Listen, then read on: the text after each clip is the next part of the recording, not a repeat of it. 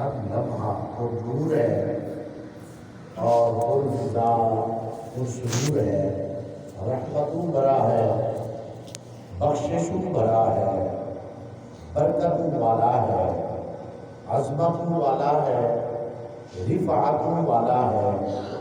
یوں سمجھ لیں جو اس مہینے کی قدر کرتا ہے میرا مالک اسے عظمت والا بنا دیتا ہے، میرا مالک اسے برکت والا بنا دیتا ہے، میرا مالک اسے قدر والا بنا دیتا ہے۔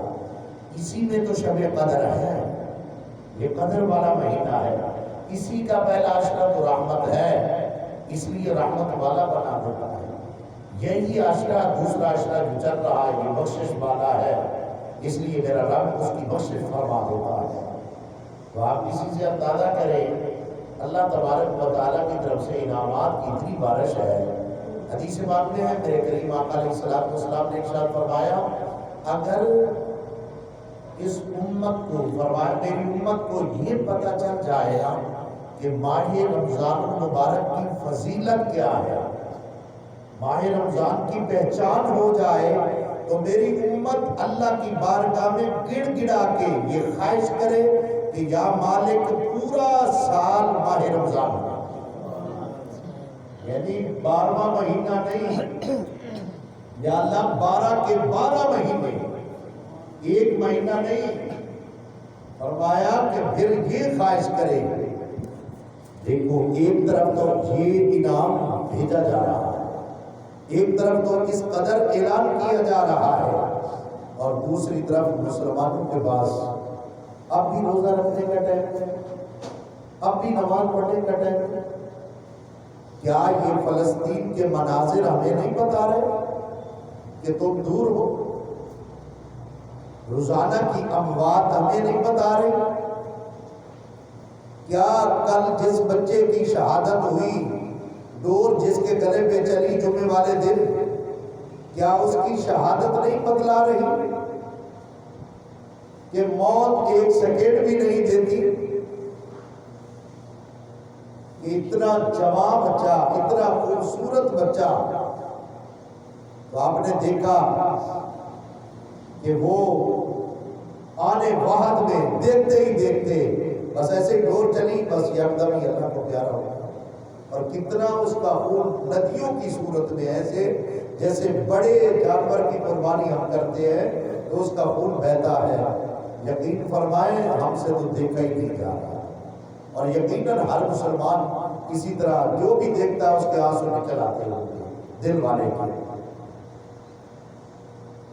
تو ہم کیا کب سوچیں گے؟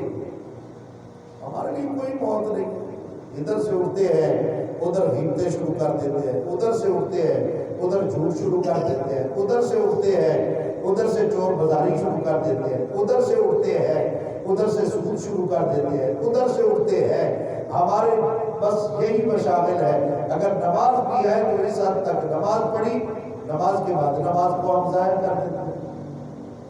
اچھا یہ بھی ہمیں طریقہ اب تک نہیں آیا، بھئی نماز تو پڑھی ہے ہم نے اللہ کے لیے، اپنے لیے کیا کیا ہے؟ اللہ فرماتا ہے اب بیٹھ، اب مانگ تسلی سے، میری بارگاہ میں ٹائم تو نکال، تیرے پاس ٹائم ہی نہیں ہے، مانگ میری بارگاہ سے میں تجھے عطا کر، فرمایا میں تو دینے کے لیے ہوں، تو مانگ تو صحیح۔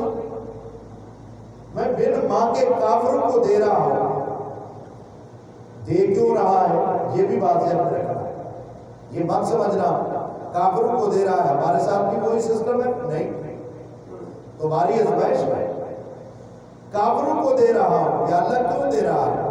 فرمایا وہ میرے نافرمان ہیں، فرمایا تمہارے لیے دنیا قید خانہ ہے، الدنیا سجن المومن، کوئی ایمان والے کے لیے دنیا قید خانہ ہے، وجنت الکافر، کافر کے لیے یہی جنت ہے، چونکہ آخرت میں کافر کا کوئی حصہ نہیں ہے جنت سے، وہ دوزخ میں جائے گا، وہاں پر وہ فرمائش اگر کرے گا یا اللہ مجھے یہ اللہ فرمائے گا دنیا میں نہیں دیا تھا، اپنے بندوں کو میں نے کبھی کسی امتحان میں ڈالا، کبھی کسی امتحان میں ڈالا، کبھی کسی امتحان میں ڈالا، فرمایا آج یہ ان کے لیے انعامات ہے۔ اچھا جس چیز کا مالک نے وعدہ کیا ہوا ہے، اللہ رزق کا وعدہ کس نے کیا ہے؟ اللہ خیر الرازقین، رزق کون دیتا ہے؟ اللہ۔ واللہ یرزق من یشاء بغیر حساب، وہ بغیر حساب کے رزق دیتا ہے۔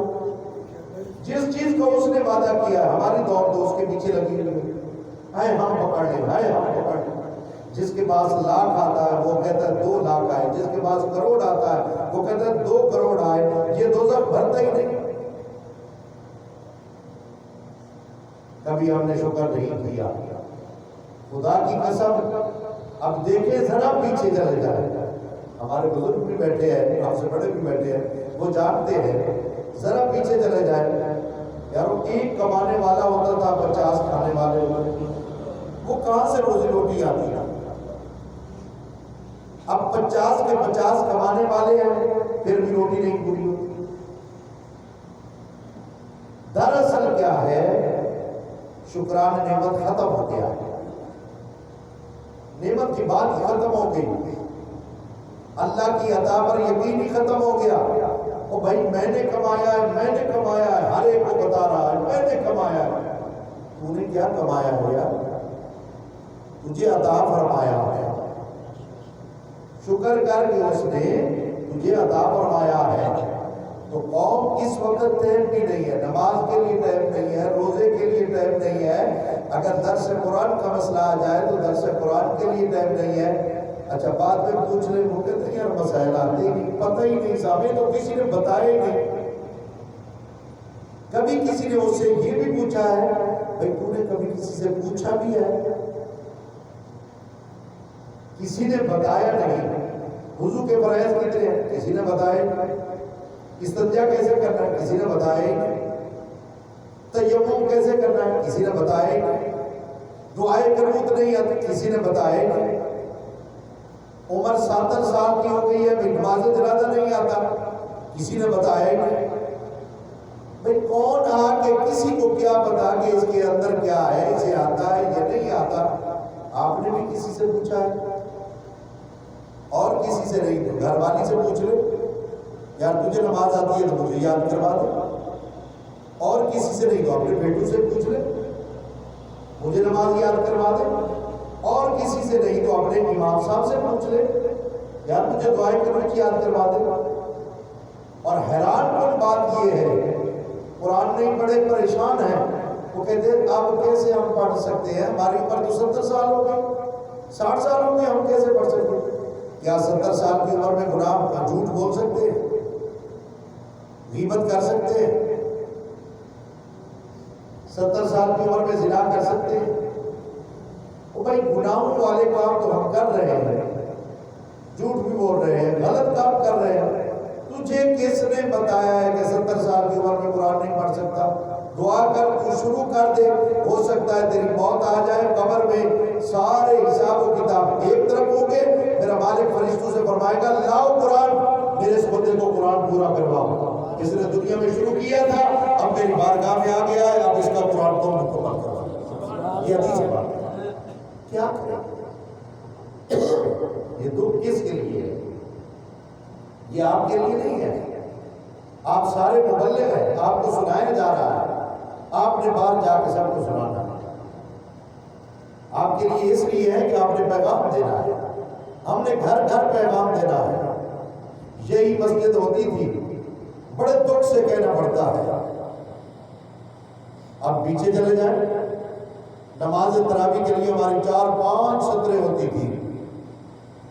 میں اس مرتبہ دیکھ رہا ہوں، مجھے رونا بھی آتا ہے، خدا کی قسم مسجد میں بیٹھا ہوں، بڑی پریشانی ہے کہ ہمارا کیا ہوگا۔ پھر ہم کہتے ہیں ہمارے حکمران خراب ہے، یہ آ گیا وہ آ گیا، پھر میں ٹھیک ہوں، ہم نے اپنے آپ کو ٹھیک کیا، بات ڈال دیا تو ہم نے اگلے کے گریبان سے پکڑنا ہے، اپنے آپ کو دیکھنا نہیں کہ میں ٹھیک ہوا۔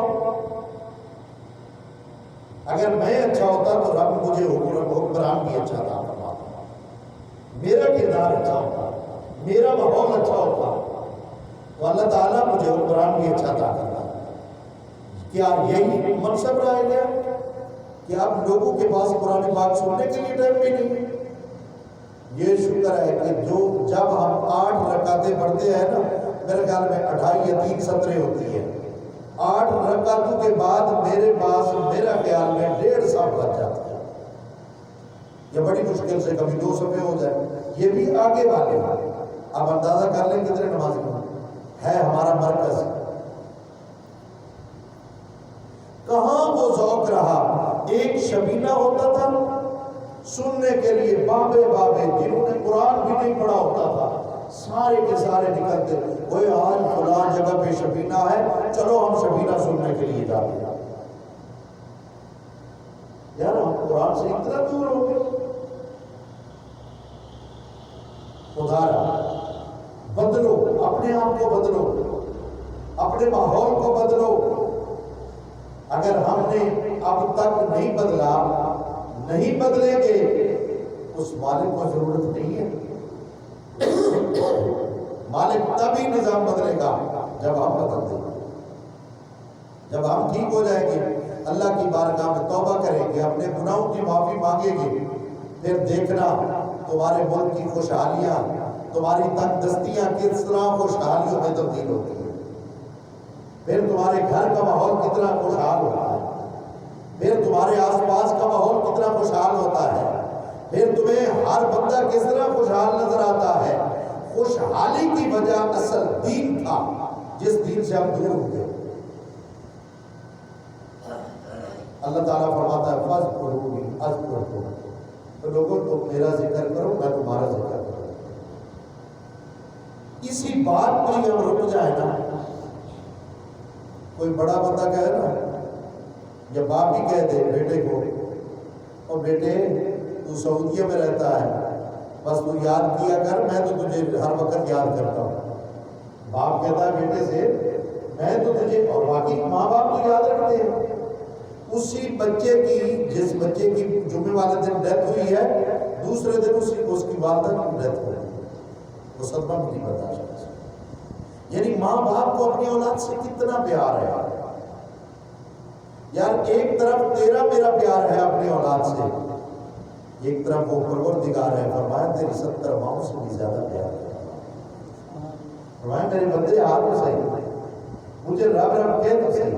مجھے وہ حدیث پاک نبی کریم علیہ السلام نے ارشاد فرمایا نا، او میرے صحابہ سنو، فرمایا کہ جب میرا امتی نیکوکار اللہ کو پکارے گا نا، تو اللہ تعالیٰ اس کے جواب میں ایک مرتبہ فرمائے گا لبیک یا عبدی، لبیک یا عبدی، میں حاضر ہوں اے میرے بندے، کیا کہنا چاہتا ہے، میں حاضر ہوں۔ فرمایا جب میرا گناہگار امتی میرے رب کو پکارے گا تو میرا رب اس کے جواب میں 2 مرتبہ فرماتا ہے لبیک یا عبدی، لبیک یا عبدی، اے میرے بندے میں حاضر ہوں، میں حاضر ہوں، کیا مانگنا چاہتا ہے۔ ذرا اس محبت میں دیکھو، اس محبت میں دیکھو کیا اللہ تعالیٰ کیا فرمانا چاہتا ہے۔ اے بندے میں حاضر ہوں، میں حاضر ہوں، کیا چاہتا ہے، اس کا مطلب کیا ہے۔ نبی کریم علیہ السلام کی بارگاہ میں صحابہ نے عرض کی، حیران ہوئے، یا رسول اللہ نیکوکار پکارے 1 مرتبہ جواب، گناہگار پکارے 2 مرتبہ جواب، اس میں کیا حکمت ہے۔ حضور علیہ السلام نے فرمایا، میرا اللہ فرماتا ہے جب مجھے نیکوکار پکارتا ہے نا تو اس کے دل میں اپنی نیکیوں کا مان بھی ہوتا ہے، گناہگار تو صرف میری رحمت میں بند کرتا ہے، اس کو صرف میری رحمت کا مان ہوتا ہے۔ تو میں اس کے جواب میں کہتا ہوں گھبرانا نہ، بس پکارنا تیرا کام تھا، میں 2 مرتبہ لبیک لبیک کہہ رہا ہوں۔ کتنا پیار کرتا ہے مالک۔ حدیث پاک میں ہمارے کریم آقا علیہ السلام نے فرمایا جو اللہ کے ذکر میں لگ جاتا ہے، اللہ اس کے ذکر میں لگ جاتا ہے، اور پھر اللہ فرماتا ہے اے بندے تو مجھے اکیلا یاد کرے گا، میں اکیلا یاد کروں گا، تو تنہا یاد کرے گا، میں تنہا یاد کروں گا، تو جماعت میں بیٹھ کے یاد کرے گا، میں تجھ سے، یہ نہیں فرمایا اللہ سب سے اعلیٰ، فرمایا تجھ سے بہتر جماعت میں تجھے یاد کروں گا، تجھ سے بہتر جماعت میں تجھے یاد کروں گا۔ پھر یہاں تک نہیں، حضرت ابو ہریرہ رضی اللہ تعالیٰ عنہ ارشاد فرماتے ہیں کہ نبی کریم علیہ السلام نے ارشاد فرمایا اللہ کس طرح یاد فرماتا ہے، فرمایا تو میرے پاس نا اگر 1 گز چل کے آئے گا، ٹھیک ہے، تو میں تیرے پاس ایک بالشت چل کے آؤں گا، ٹھیک ہے، فرمایا تو ایک بالشت چل کے آئے گا نا تو میں ایک گز چل کے آؤں گا، فرمایا اگر تو ایک گز چل کے آئے گا تو میں تیرے ہاتھوں کے قریب چل کے آؤں گا، فرمایا اگر تو میرے پاس دوڑ کے آئے گا تو میری رحمت تیرے پاس دوڑ کے آئے گا۔ اس قدر محبت اللہ فرماتا ہے، نبی کریم علیہ السلام نے ارشاد فرمایا کہ میرا اللہ اپنے بندے کا ذکر کرتے ہو، فرمایا جب میرا بندہ ذکر کرتا ہے وہ صرف اکیلا ذکر نہیں کرتا، فرمایا اس کی لو لو ذکر کرتی ہے، فرمایا وہ بندہ اتنا میرا پیارا ہوتا ہے اگر اس کے جسم کے ٹکڑے ٹکڑے کر دو نا تو اس کے ٹکڑے ٹکڑے سے یا رب یا رب یا رب نکلے، اللہ اللہ، یعنی اللہ اپنے بندے کی صفات کے سردار میں بیان کرتا ہے۔ اللہ تعالیٰ اپنی شایان شان فرمایا میری رحمت میں دوڑ کے آؤں گا، میری رحمت دوڑ کے آئے گی اور تجھے اپنے آغوش میں لے لے گی۔ نبی کریم علیہ السلام نے ذکر والی محفل کو کتنا پسند فرمایا، اس ذکر والی محفل پر حضور علیہ السلام نے فرمایا جہاں پر ذکر کی محفل ہوتی ہے وہاں پر اللہ کی رحمت کا نزول اور رحمت پوری محفل کو ڈھانپ لیتی ہے۔ میرے کریم آقا علیہ السلام کو بلاؤ، لوگوں کو ذکر کی طرف بلاؤ اور لوگوں کو یہ پیغام دو، آ جاؤ، اور 4 دن ہیں، ہو سکتا ہے انہیں کی وجہ سے ہم ہمیشہ کے لیے 5 وقت کے نماز پڑھ جائیں اور ہو سکتا ہے دوبارہ ماہ رمضان شریف نصیب نہ ہو، یہی ماہ رمضان شریف ہماری زندگی کا آخری رمضان شریف ہو سکتا ہے اس ماہ رمضان شریف میں ہمارا انتقال ہو جائے۔ ہمیں کو پتا ہے کیا وہ بچہ گھر سے موت کی نیت سے نکلا تھا؟ اور اگلی بات یہ ہے اپنے دوست کو افطاری کا سامان دے کے جا رہا تھا، اس حد تک آپ نے سنا ہے۔ تو آپ خود اندازہ کریں غزہ کے اندر، فلسطین کے اندر کیا ہو رہا ہے، کشمیر کے اندر کیا ہو رہا ہے، ہماری قوم کوئی ٹک ٹاک پر لگی ہوئی، کوئی ڈراموں پر لگی ہوئی، کوئی فلموں پر لگی ہوئی، یہ تو ان کے ساتھ ہو رہا ہے، ہمارے ساتھ بھائی ہمارے ملک کے اندر کتنا کچھ ہو رہا ہے، کیا کچھ ہو رہا ہے، جاتے جاتے کسی کو ڈاکو مار رہا ہے، کسی کو کوئی دن بھر کو لوٹ رہا ہے، کوئی کچھ کر رہا ہے، کوئی کہیں ہو رہا ہے۔ نقصان سے بچنا ہے تو آؤ اللہ کے ذکر میں آ جاؤ، دین کے ساتھ لگ جاؤ، خدا کی قسم تم دین کے ہو جاؤ گے، دین تمہارا پہرے دار ہوگا، اس کی وجہ سے تمہاری عزتیں بھی سلامت رہے گی، تمہاری جانیں بھی سلامت رہے گی۔ اللہ تبارک و تعالیٰ ہم سب کو عمل کی توفیق نصیب فرمائے۔